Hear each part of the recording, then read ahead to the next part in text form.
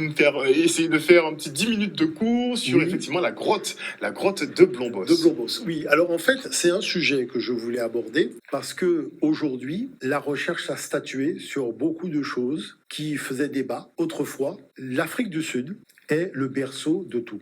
C'est-à-dire tout ce qui fait la cognition, tout ce qui fait partie de l'émergence de l'intelligence humaine, de l'apparition de cette réflexion scientifique, tous les spécialistes maintenant disent « Ok, l'Afrique du Sud l'a emporté ». Parce qu'avant, vous saviez, on voulait blanchir l'Égypte ancienne, Zimbabwe, on disait que c'était les mines du roi Salomon. Enfin, il y avait des théories scabreuses qui étaient inventées jusqu'à présent pour justifier tout ce qu'il y avait sur le continent africain. Là, l'Afrique, elle s'est vengée, c'est-à-dire elle a réglé les comptes, c'est l'Afrique du Sud. Est-ce qu'on peut voir d'ailleurs la première image? Si on peut déjà commenter ça, vous allez comprendre ce que je veux dire par là. Voilà les sites, on est à l'extrême sud de l'Afrique, donc la possibilité d'avoir un blanc là ou un cébite là, franchement, c'est pas possible. Nul. Non, là c'est nul. Bon, il faut comprendre une chose. Si nous prenons la grotte de Pinnacle Point, nous sommes aux alentours de 200 000 de l'ère ancienne, donc entre 170 000 et 200 000. Il y a de la technologie, c'est-à-dire que la science de la taille de la pierre était faite par chauffage. C'est une technique qu'on a vue arriver en Europe vers 20 000 de l'ère ancienne. Là, en 170 000, vous l'avez déjà. Et c'est quelque chose d'extraordinaire, c'est les travaux du professeur Marine qui montrent que la technologie, elle est née là. Bon. Si on prend la grotte de Diepkloof, c'est là qu'est née l'écriture. C'est-à-dire que la première fois qu'on a trouvé une écriture graphique sur des œufs d'autruche, c'est la recherche du CNRS, c'est à Diepkloof qu'on a eu, donc ça c'est 60 000, donc l'apparition de l'écriture. Et donc ça, vous tapez sur Internet les œufs d'autruche Diepkloof, Afrique du Sud, vous allez retrouver tous les éléments de recherche. Et puis, il y a Sibudu Cave. Sibudu Cave, c'est le fait d'utiliser des végétaux antibactériens. Donc c'est là qu'a commencé ce qu'on appelle la prévention santé dans l'histoire de l'humanité, moins 80 000. Sibudu Cave, les anciens utilisaient l'aloe vera, parce qu'ils ont bien compris qu'il y avait des microbes, il y avait des virus. Donc c'est des choses qui sont attestées, notamment la recherche au Canada a attesté que tout a commencé en matière de prévention santé dans l'histoire de l'humanité, à Sibudu Cave. Et puis il y a Blombos. Blombos, c'est le berceau de la géométrie. Et pourquoi je voulais le dire? Parce que maintenant, la recherche l'a affirmé. Est-ce qu'on peut voir les autres documents rapidement? Pinnacle Point, vous voyez, ça, c'est la presse internationale anglo-saxonne. On vous parle de coffre-trésor archéologique. En 162 000, c'est extraordinaire l'avancée technologique de l'humain moderne à cette époque. Ce qu'il faut comprendre, c'est qu'on est aujourd'hui obligé de réécrire l'histoire de l'humanité. C'est-à-dire qu'il n'y a plus rien de ce qui avait été dit qui est valable. Et c'est très important à l'heure d'aujourd'hui. On peut falsifier l'histoire mondiale. Oui, mais on peut tout falsifier concrètement. Oui, totalement. Est-ce qu'on peut mettre voilà, les œufs gravés, vous voyez, berceau de l'écriture, moins 60 000, les recherches ont été faites par le CNRS. Donc, ce qui veut dire quoi? Ça veut dire que nous rentrons dans l'ère du berceau et tous les débats scientifiques sur la puissance du cerveau africain, parce que, regardez une chose, c'est important, avant, on prenait un crâne, on le mesurait, on faussait les mesures, on vous disait, bon, ce crâne africain est plus petit, la boîte crânienne est plus petite par rapport au crâne européen, donc ça fait que l'Africain était plus idiot que l'Européen. Bon, mais le problème, c'est que c'est pas le cerveau dans la boîte crânienne mesurée, c'est ce qu'il a produit. Et lorsque vous prenez ce qu'il a produit, vous mesurez 60 000 ans par rapport, par exemple, à Mésopotamie qui est en 3500, c'est même pas la peine. Vous avez plus de 50 000 ans d'avance. Ici, vous avez l'article du journal Le Monde paru en 2002, qui reconnaît que le berceau de la pensée scientifique, c'est l'Afrique du Sud. Et là, c'est attesté, et depuis, on a été de découverte en découverte, de découverte en découverte. Alors, je tiens simplement à dire que les découvertes ont été faites en 1992, rendues publiques en 2002, et durant ces 10 années, les matériaux ont tourné dans les laboratoires. Et c'est comme cela que l'idée du GPS est née. Le GPS, c'est un système de triangulation, mais le mieux, c'est d'écouter, si on peut regarder le premier document vidéo, parce que tout a été dit, voilà, et je pense que c'est un des documents où on peut dire aujourd'hui que le débat est clos sur cette question. Le document suivant ou pas? Oui, on peut enchaîner. Oui, enchaînons parce que le document suivant est assez important. À Blombos, en Afrique du Sud, des archéologues viennent de découvrir que la retouche par pression, une technique de taille que l'on croyait apparue en Europe 20 000 ans avant notre ère, était en fait déjà maîtrisée par Homo sapiens 50 000 ans plus tôt, à l'extrême sud de l'Afrique. Une découverte dont l'importance a donné lieu à une publication dans la revue Science. Entretien avec l'un de ses auteurs, Vincent Moore, préhistorien à l'INRAP. Vincent Moore, vous venez de copublier un article dans la revue internationale Science. L'objet, le thème de votre recherche, la préhistoire et l'Afrique? Oui, enfin un peu plus modestement, donc j'ai participé à l'étude expérimentale de l'industrie lithique du site de Blombos qui se trouve en Afrique du Sud. Ce programme est bien sûr un programme sud-africain. En fait, c'est une collaboration entre Christopher Enchilwood, donc qui est le responsable de la fouille de Blombos, Paola Villa, qui est un chercheur américain indépendant et qui est rattaché à un laboratoire français de l'Université de Bordeaux, et donc moi-même qui suis rattaché à un laboratoire de l'Université de Toulouse ainsi qu'à l'INRAP. Et pourquoi êtes-vous intervenu sur ce site sud-africain? Donc en fait, j'ai été sollicité par Paola Villa, qui est un des co-auteurs, et qui avait besoin, pour mener à bien cette étude, de quelqu'un capable de tailler la pierre comme le faisaient les hommes du Paléolithique. Blombos n'est pas n'importe quel site, donc vous le disiez, Afrique du Sud, en bord de mer, un abri sous roche, avec des découvertes absolument capitales. C'est vrai que c'est un site qui a défrayé la chronique à plusieurs occasions, puisqu'il a livré des industries en matière osseuse qui sont très anciennes. Il a livré également des blocs d'ocre gravés, incisés avec des motifs géométriques qui datent d'environ 75 000 ans avant le présent. Il a livré aussi des indices très anciens de parure. Et donc c'est un petit peu dans ce contexte que s'inscrit l'étude que nous avons réalisée. Cette technique de la retouche par pression nécessite une autre technologie? Ils ont réussi à démontrer en fait que le silcrète avait été chauffé, c'est-à-dire qu'il avait été transformé par une utilisation contrôlée de la chaleur, de façon à améliorer son aptitude à la taille. En fait, on va pouvoir se livrer à un travail beaucoup plus fin et beaucoup mieux contrôlé sur ces pièces foliacées bifaciales.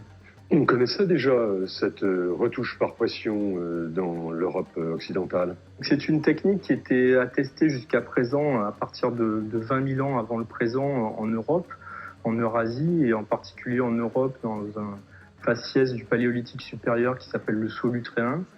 Ce qui défraie la chronique ici, évidemment, c'est que les industries de Blombos qui témoignent de l'utilisation de cette technique datent de 75 000 ans, donc on fait reculer la première documentation de cette technique de plus de 50 000 ans. Donc on serait sur un foyer africain? C'est-à-dire que cette étude, elle nous laisse un petit peu désemparés au niveau de l'interprétation et de toutes les conséquences que ça peut avoir, puisqu'elle implique dans une certaine mesure de revoir avec un œil nouveau toutes les industries paléolithiques d'Afrique du Sud et même d'Afrique de l'Est pour en saisir toutes les conséquences. Donc ils se rendent compte maintenant qu'il faut tout revoir. C'est-à-dire qu'il faut tout revoir, mais c'est surtout, vous voyez, les gens s'interrogent, ils disent, mais comment ça se fait que, vous savez, quand vous avez perdu la maîtrise de votre système d'éducation, c'est normal qu'on vous oriente vers ce qui est relativement péjoratif et que ce qui est de l'ordre du positif soit passé sous silence. Mais la chose, c'est la réaction qu'on doit avoir, je dirais une réaction responsable, lorsque on se rend compte qu'aujourd'hui, le contexte a changé, on ne peut pas attendre sur un autre pour connaître les éléments de l'histoire, et l'histoire sert à se bâtir un projet de civilisation. Il faut bien comprendre ça. L'école, c'est aussi un projet de civilisation. Et il faut avoir ce projet de civilisation de matière à bâtir aussi ces structures pour transmettre les savoirs. Donc sur ces figures géométriques là, de Blombos, et en fait on voit des triangles, et donc c'est un ensemble de triangles et que en mathématiques de nos jours on appelle une triangulation, c'est-à-dire qu'une configuration, une constellation de triangles. Et une telle constellation de triangles est utilisée dans un domaine qui est très en vogue de nos jours, qui est appelé la théorie des éléments finis. Et ces méthodes, ces constellations de triangles sont utilisées pour faire des calculs très performants. Par exemple, pour le déplacement d'un avion, pour étudier la turbulence de l'air, les problèmes de fluides. Et ce sont ces méthodes qui utilisent des constellations de triangles qui sont utilisées. Et il y a un autre domaine des mathématiques, toujours en plein développement, où sont utilisées ces constellations de triangles, c'est ce qu'on appelle la théorie des pavages. Et en fait, la théorie des pavages, tout le monde en a un exemple concret. Et lorsque l'on pose des carreaux, donc vous voyez que les motifs sont disposés d'une certaine manière. Bon, et donc il y a une théorie de mathématiques qui étudie la manière de disposer un ou bien plusieurs motifs de manière à couvrir un espace et à ne pas laisser de manière harmonieuse, et puis aussi de manière artistique. Eh bien, donc la figure de Blombos témoigne à la fois de triangulation au sens de la théorie et des éléments finis, et de pavage au sens de la théorie des pavages, qui est un champ d'application de ce qu'on appelle la théorie des groupes. Mais voilà, ce qui est encore plus frappant sur ces figures de Blombos, c'est que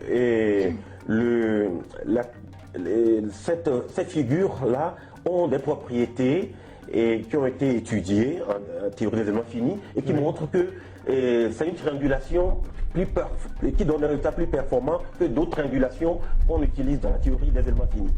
Et d'autre part, dans la théorie des pavages, cette configuration que l'on voit à Blombos, c'est l'une des 3 seuls pavages dits réguliers. Un pavage est dit régulier si on peut disposer les pièces de manière à ce que les coins coïncident avec les coins. Et quand on pose cette règle très simple, il n'y a que 3 pavages possibles. Le pavage de Blombos, et le pavage avec des carreaux rectangulaires comme on le voit dans la salle de bain, mais où les coins coïncident avec des coins. Et le 3e pavage régulier, c'est celui que l'on obtient en faisant une coupe dans une nid d'abeilles. Ce pavage du nid d'abeilles, bon, disons que même les abeilles ont trouvé ce pavage. Et donc ça n'a pas de mérite pour l'homme de revendiquer tel pavage. Alors que le pavage que l'on voit à Echango, que l'on voit à Blombos, c'est vraiment une trouvaille, et c'est une pure pensée, un pur produit de la pensée mathématique. Et il faut donc tenir compte de cette théorie moderne pour apprécier la valeur mathématique de ce qui est gravé sur ces pierres depuis. Vous savez, en face, la transmission des savoirs est vue toujours dans un contexte d'opposition. Vous savez, le monde occidental, c'est ça, c'est une opposition. Il y a le bien, il y a le mal, vous voyez, et c'est comme ça. Et si tu n'es pas avec moi, c'est que tu es contre moi. C'est-à-dire, c'est même pas que tu as un avis divergent, c'est que de fait, tu es contre moi, puisque on le voit avec le problème de la vaccination. Tu n'es pas d'accord avec moi, c'est que tu es contre moi, donc je viens t'affronter. Donc, l'Européen est très binaire, en fait, finalement, dans son fonctionnement, alors que l'Afrique a introduit ce qu'on appelle la complexité dans la réflexion, et c'est ça qui permet justement la palabre africaine, puisque cette complexité, elle peut s'exprimer, ce qui est de l'ordre de ce qu'on appelle aujourd'hui le consensus. Vous voyez ? Mais c'est surtout que devant une telle richesse en termes de culture, je suis encore très surpris que nous soyons dans une expression très festive de nos éléments de culture et non pas dans une dimension scientifique. Le document suivant. Today we stand on the shoulders of our nameless African ancestors. We look onto the universe, galaxies beyond, searching for answers to the mysteries of life. As technology allows us to explore beyond planet Earth, it's important to realize that this innovation began in a small cave on the south coast of Africa.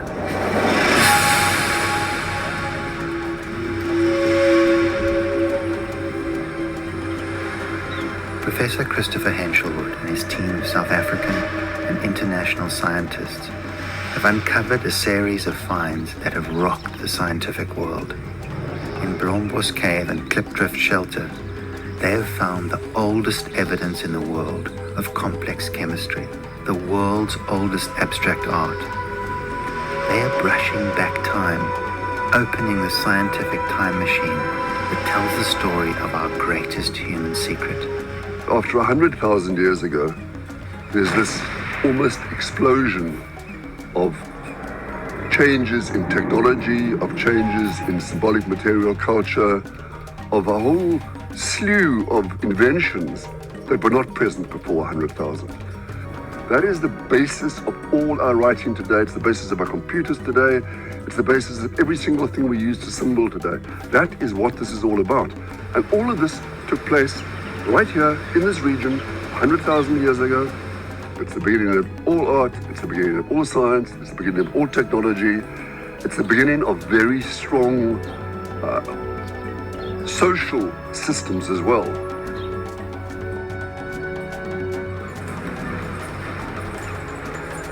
They invented high-tech weaponry to hunt animals on land.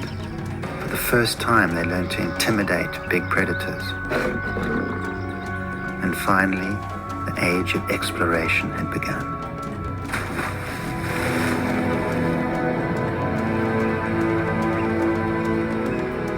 I am absolutely sure these people were very well adapted to marine environments, to water. It certainly seems like the people who lived at Blombos and who lived at Klipdrift were very adept at exploiting the marine environment and certainly going into the water, probably diving in the water quite freely and quite happily. To invent and explore. Time to become us. Every one of us are related to one another. There is no such thing as race. There is no need for xenophobia.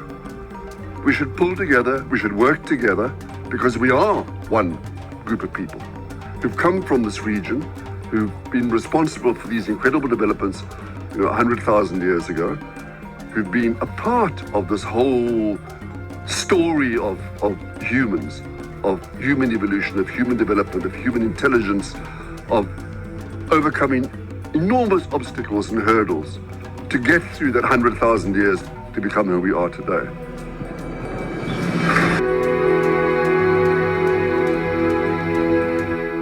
Si, par exemple, au Japon, on travaille sur la dimension scientifique du roca, on va dire, mais regardez ce qu'ils font. Alors qu'on pourrait passer son temps à dire, mais attendez, à un moment, je veux bien qu'on parle de musique, mais est-ce qu'on peut parler de science à un moment? Est-ce qu'on peut voir les choses sur un autre angle, voir les choses différemment? Parce que le jeune qui vient dans sa tradition culturelle a la possibilité de découvrir tellement d'univers scientifiques. Merci à vous pour votre fidélité. Merci de nous avoir suivis pour ce jeudi Anthropologie. On revient la semaine prochaine avec Nusere Kalala Omotunde. Passez une bonne soirée sur Canal 10. Bisous, bisous tout le monde.